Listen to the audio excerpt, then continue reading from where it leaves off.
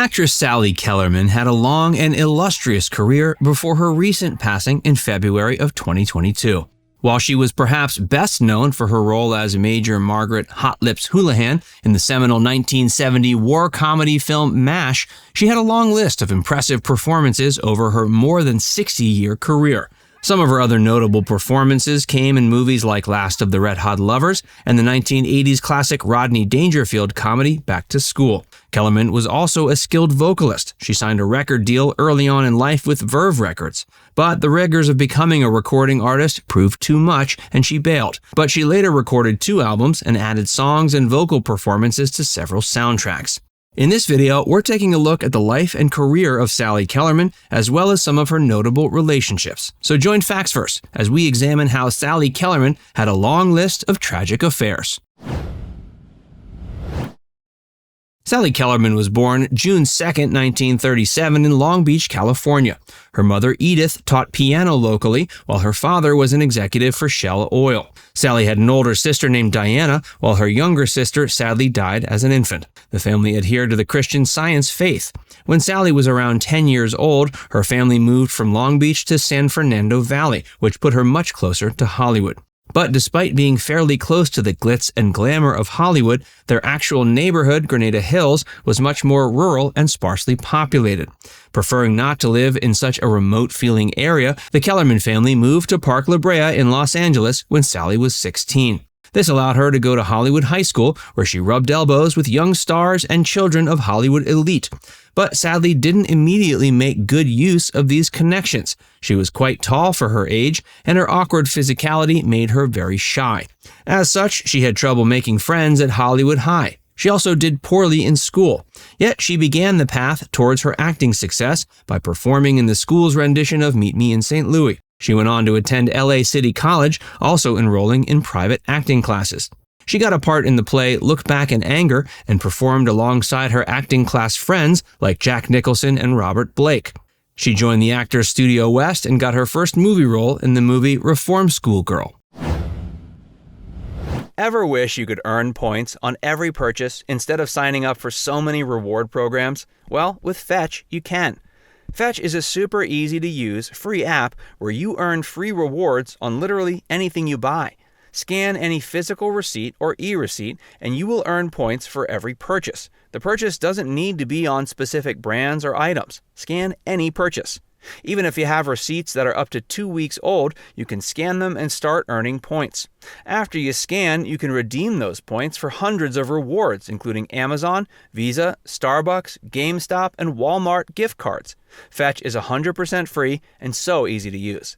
Check out the link in the description, download the app now, and use the code FACTSFIRST to get 5,000 points when you scan your first receipt. This is a limited time offer for Facts First viewers, so be sure to check it out now. Hot Lips was her most famous role.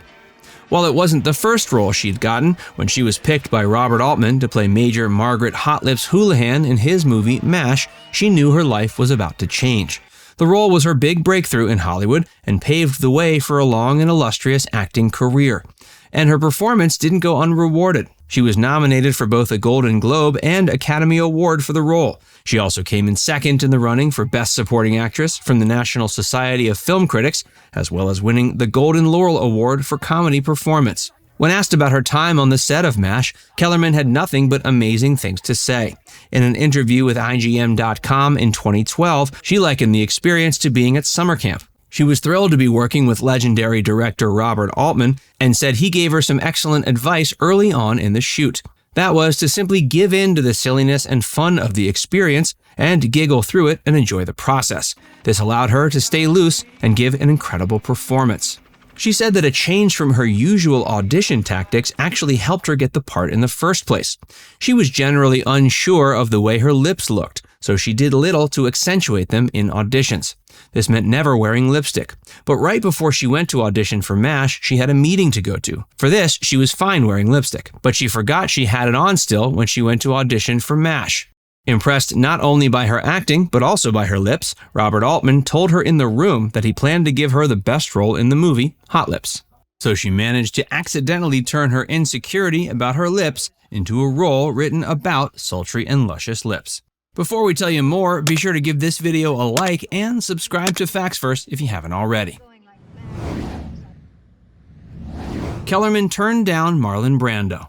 Perhaps the biggest star Kellerman was involved with was legendary actor Marlon Brando. However, unlike with some of the other people in her life, her relationship with Brando was one of rejection. That is to say, she rejected the Hollywood icon.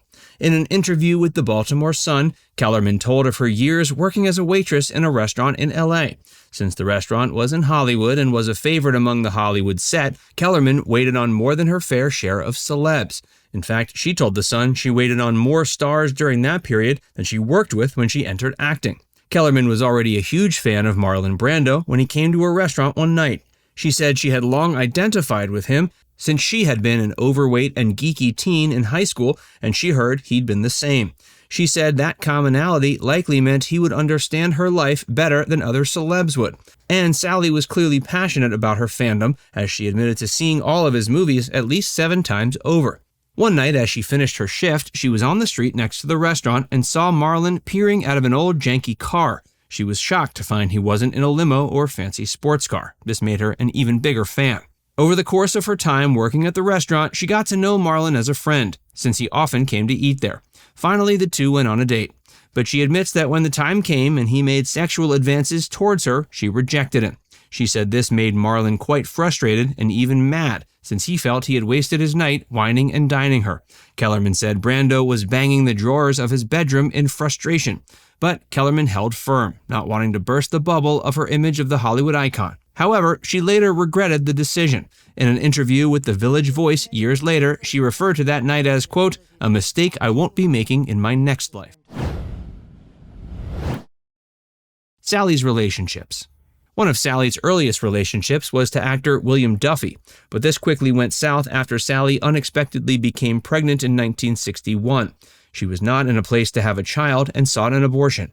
Since Sally's family was Christian Scientist, they shunned the use of medical help from doctors and hospitals, per the tenets of the faith. As such, Sally had a home abortion. Sadly, this abortion was botched, forcing her to be rushed to a hospital. This was her first time ever being inside one. Later in the decade, she dated Lawrence Halban, an actor and writer. The notable thing about this relationship is Halban filmed much of their time together to make a documentary about it. He called it Venus, and it actually had a theatrical release in 1971, albeit a small one. After MASH was released, Kellerman got married to Rick Edelstein, who was a producer of the show Starsky and Hutch. But this relationship was apparently doomed from the start, as the two split only 2 years later. Kellerman once revealed that the two of them fought constantly, beginning the day they met. Later on, she dated Grand Funk Railroad band member Mark Farmer. This was particularly notable in that it resulted in a Grand Funk song called Sally on their album Born to Die that was dedicated to Kellerman. In it, Farmer expressed an undying love for Sally. Sadly, their relationship wasn't as successful as the song had predicted, and the two eventually split. Kellerman had a slew of Hollywood-centric relationships over the next few years. These include time spent with actor Ed Burns and screenwriters Charles Shire and David Raphael. She also dated producer John Peters and journalist Warren Hogue. She found her strongest relationship when she met Jonathan D. Crane. The two were married from 1980 until Jonathan passed away of a heart attack 36 years later. But while this was by far the longest relationship of Kellerman's life, it wasn't without challenges. The two reportedly had several issues with infidelity over the course of their many years together, and this resulted in 2 separate periods of separation. Still, the two managed to reconcile each time and stayed together until Crane died. Now it's time to hear from you. What's your favorite memory of Sally Kellerman? Let us know in the comments section below. And before you go, make sure you give this video a like and subscribe to Facts First if you haven't already. Click the bell icon to stay updated on all our latest content.